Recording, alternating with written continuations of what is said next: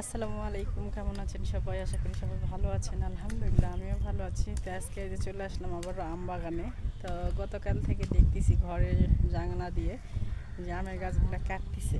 আসলে আমের গাছগুলো কাটতিছে কেন জানি না। আম ধরছে আর আমের গাছগুলো কাটছে, আমার স্নেহামণি দেখেন। তো আমের গাছগুলো কাটে কাটে এরকম করে ফেলে দিচ্ছে। তো আজকে একটু দুপুরের দিকে আসলাম যে আমের গাছগুলো কেন কাটতিছে। আসলে কি বলবো, ফলালা গাছ কাটতিছে, মানে যেরকম আম লাগাইছে 3 বছর হলে সেরকম আম পায় না।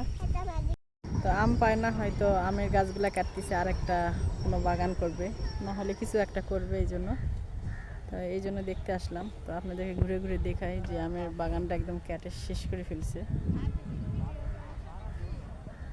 আম ক্রসিন আম পাওয়া আছে? হ্যাঁ কে? হ্যাঁ তাই সেলফের আম কুড়াচ্ছে। এটা আমের গাছ কেটে একদম শেষ।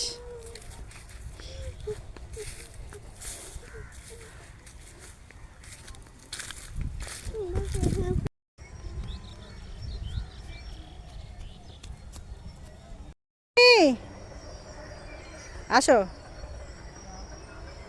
এদিকে আসো।